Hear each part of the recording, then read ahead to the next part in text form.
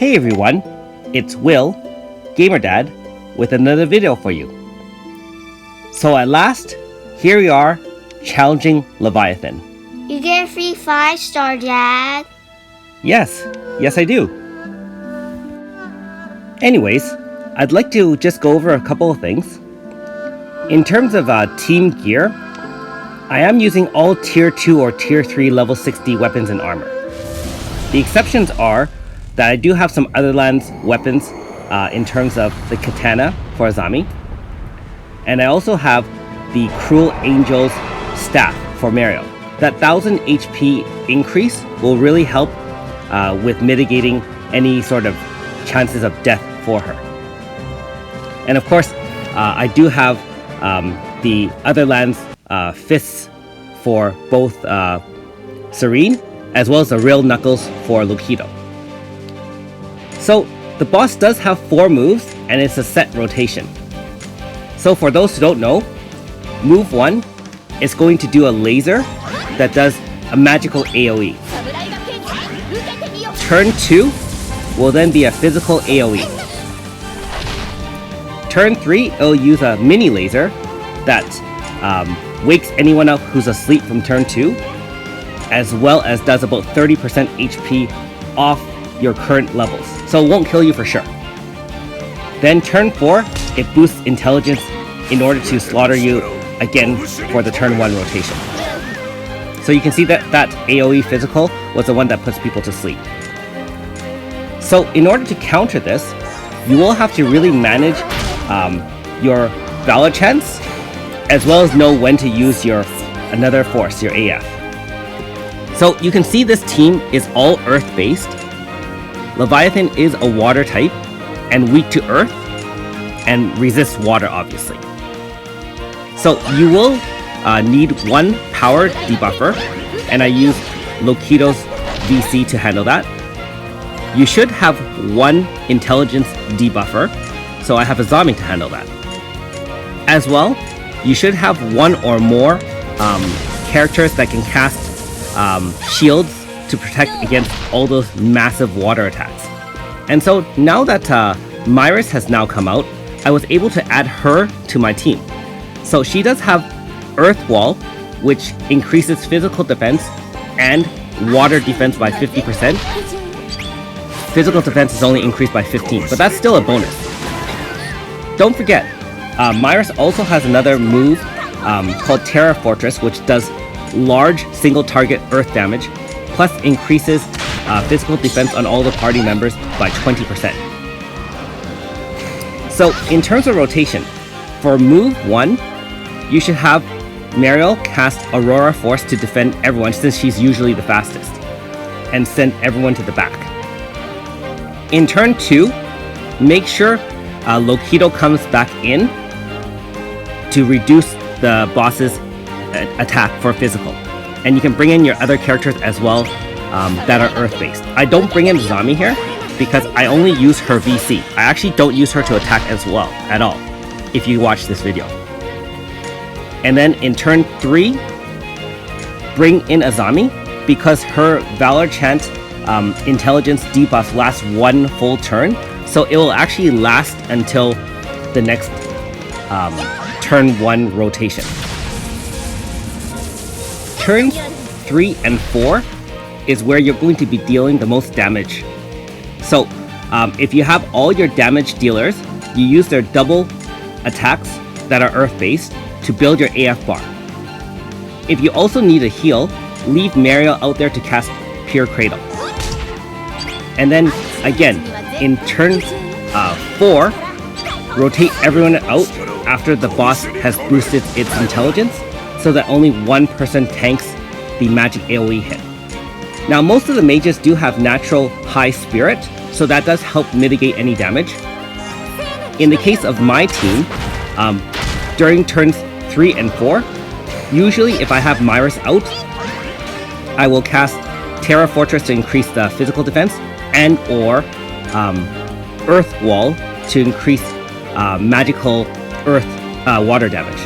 And being that Mario can also cast Aurora Force or Pure Cradle, you'll have essentially incredible defense against all of his attacks. So I will say, with Myris on the team as well as Mariel 5-star, it makes the battle very, very simplistic, and you actually have a lot more leeway in the way you tackle on this boss than normal. So you can see that Myris herself just single tanked that and only took like a few hundred damage. I know there's a lot of other video guides that use 1 or more 4-stars in order to set the rotation so that they can deal the damage. The problem with that, in my opinion, is that if you do use that rotation, the battle tends to take longer. As well, there is a lot more chance of something bad happening and 1 or more of your 5-stars just dying. The 5-star team, in my opinion, I've tried experimenting with this setup before I actually recorded this. So I actually played, a quarter of the way or halfway through the battle a few times just to make sure I got the timing down and just to kind of see what kind of damage I'm up against. And it consistently was able to survive. However, if Lokido doesn't come in, then you will die. Because the physical AoE just wipes out the mages.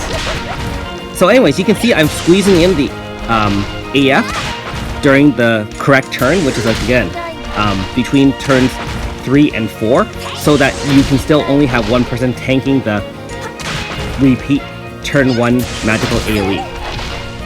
Unfortunately, being that you have a set rotation only, I'm not able to utilize the Valor chance to boost attack, or in terms of Serenes coming in and so on and so forth. At times though, I can use Tuva's Dark Deal, which you'll see, to increase her magical attack the turn before an AF. And she does have Call of the Dark to replenish her HP in the second slot if needed. I am using Double Crush in my third slot, so when I do AF and spam it, it's all multiple hits. So, to summarize, if you do have a good Earth team, and you do have Mariel 5-star, which I think is a necessity, as well as the intelligence debuffer, power debuffer, so on and so forth, you'll have a fairly straightforward time. I believe that Kyo, one of the 4-stars from the this particular arc of the Ocean Palace banner, has an Earth wall as well that can reduce water damage. But again, she's a little squishy at 4 stars being only level 60 instead of Myris is level 80. I do also find that now that Serene's come out, her attacks really help, and the fact that she comes in and out, she does boost power and speed, which does help outspeed the boss if you need a timely heal. Okay, so you can see at the turn 3, I brought in Azami, and this is now turn 4 where it's boosted. So again, I'm going to rotate all of those regular characters out, and in this case, instead of Myris tanking, you can have Mariel or Tuva. Tuva's usually pretty slow, so sometimes she actually ends up staying out and taking damage. So the other thing is that in longer fights, you will have to mitigate magic point loss. In this case, I didn't find that being a big issue because I do have multiple mages, and I just made sure that if there was a real problem, I would leave Mariel in the back to replenish MP, and I'll use one or more of the other characters to kind of deal damage. If worst comes to worst, I would leave Tuva out just to heal with Call of the Dark and tank a couple of hits if necessary, being that Myris will cast Earth Wall instead of Mariel needing to cast Aurora Force. So hopefully you find this video very educational in how to beat Leviathan. I will say that although it's very straightforward, if you get the timing wrong in not bringing in Azami to help mitigate the damage, as well as casting an Aurora Force or Earth Wall, and I must emphasize that the power debuff is required for turn 2, so people use Xion instead of Lokido if necessary. Frankly, I don't have Xion, and I also find that Xion, being fire type, is very inefficient. Doesn't do any damage, and so on and so forth. Okay, so like I said before, see, you can see that Tuva's a little bit slow, but I knew that with Aurora Force and the Mage's high spirit, it will survive. don't forget, Azami's debuff really helps mitigate that damage from magical as well. So again, you can see I rotated Mario to the back, which I usually do after turn 1, so she can gain some MP. Because with Loquito coming in, unless the boss criticals you, you probably won't die. I haven't had any experience of dying with that unless Loquito somehow didn't come in. Okay, that was turn 3. So again, wakes everyone up. And you can see I utilized Terra Fortress a lot.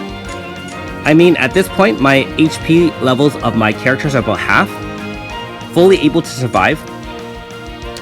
And a lot of times it's just kind of playing by ear as well. Like I said, with these teams being all 5 stars, you can have a little bit more flexibility in how you want to rotate. So if the characters you have on the field are a little bit low on HP, bring in Mario earlier, and remember that her Valor Chant also gives magical defense when she comes in, so you don't have to cast Aurora Force if necessary. You can bring her in for a timely defense, and then cast Pure Cradle.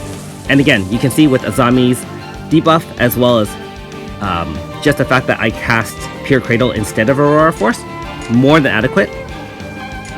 Earth Wall is also up, so nice and simple.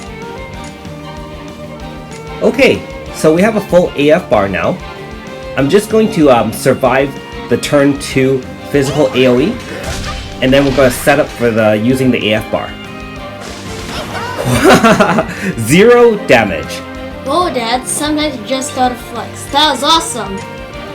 Yes it was. And now, it's pretty much time to finish it off. So again, you can see how many shields I had up. I have Mario's and Myris's shield, Loquito's debuff, and the physical buff for Myris as well. Okay, so this should be it. This battle went a lot faster than I expected. So most of the videos I've seen or read about, the battles take anywhere from 20 to 60 minutes or even longer. And I got in the Dark Deal, so we're going to deal massive amounts of damage. Taking a little bit of a risk here, but I know that the first AF I launched was over 2 million damage, and I'm pretty sure I'm going to get there again. And then that's pretty much it. So yeah, I actually don't know what to say except that I am very much glad that fishing is over. I am very happy to get Levy a 5-star, and I'm going to try to use her for some Rattly other lands. Again, enjoy the video. Thanks for watching. We'll see you next time.